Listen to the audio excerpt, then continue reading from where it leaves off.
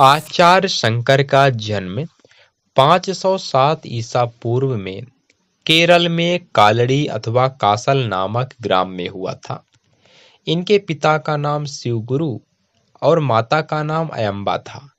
बहुत दिन तक पत्नी के साथ शिव की आराधना करने के उपरांत शिव गुरु ने पुत्र रत्न प्राप्त किया, अतः उसका नाम शंकर रखा।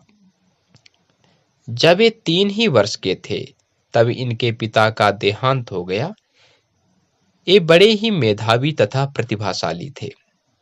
6 वर्ष की अवस्था में ही ये प्रकांड पंडित हो गए थे और 8 वर्ष की अवस्था में इन्होंने संन्यास ग्रहण किया था। इनके संन्यास ग्रहण करने के समय की कथा बड़ी विचित्र है।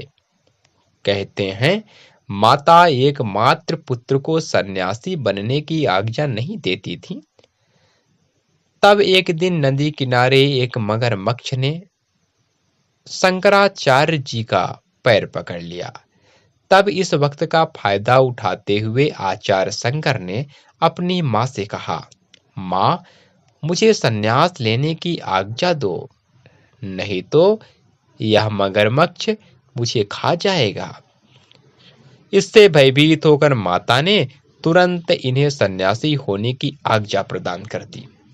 और बड़े आश्चर्य की बात यह है कि जैसे ही माता ने आज्ञा दी, वैसे ही मगरमच्छ ने शंकराचार्य जी का पैर छोड़ दिया और शंकराचार्य ने गोविंद नाथ से संन्यास ग्रहण किया। पहले कुछ दिनों तक काशी में रहे शंकराचार्य जी, और तब इन्होंने विजिल बिंदु के तालवन में मंडन मिश्र को उनकी पत्नी के साथ शास्त्रार्थ में पराजित किया और वैदिक धर्म को पुनर्जीवित किया।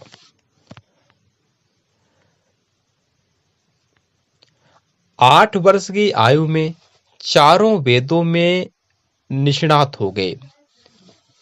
12 वर्ष की आयु में सभी शास्त्रों में पारंगत हो गए।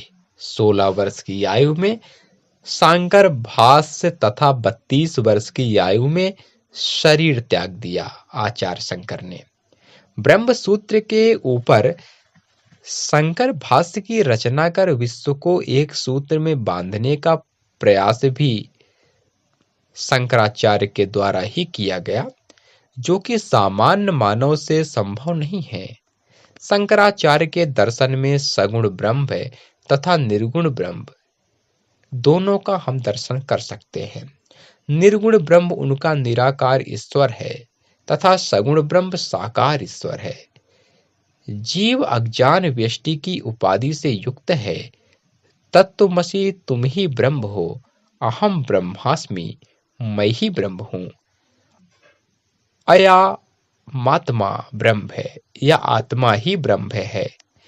इन बृहदारण्यक उपनिषद तथा छांदोग्य उपनिषद के वाक्यों के द्वारा इस जीवात्मा को निराकार ब्रह्म से अभिन्न स्थापित करने का प्रयत्न आचार्य शंकर ने किया।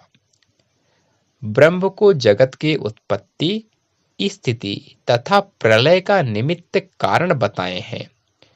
ब्रह्म सत्य, नित्य, चैतन्य स्वरूप तथा आनंद स्वरूप है, ऐसा उन्होंने स्वीकार किया है।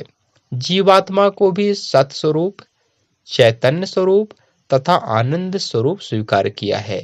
जगत के स्वरूप को बताते हुए आचार्य शंकर कहते हैं कि नाम एवं रूप से व्याकृत, अनेक कर्ता अनेक भोक्ता से संयुक्त, जिसमें देश काल निमित्त और क्रिया फल भी नियत है, जिस जगत की सृष्टि को मन से भी कल्पना नहीं कर सकते, उस जगत की उत्पत्ति, स्थिति तथा लय जिससे होता है, उसको ब्रह्म कहते हैं। संपूर्ण जगत के जीवों को ब्रह्म के रूप में स्वीकार करना तथा तर्क आदि के द्वारा उसको सिद्ध कर देना आदि शंकराचार्य की विशेषता रही है।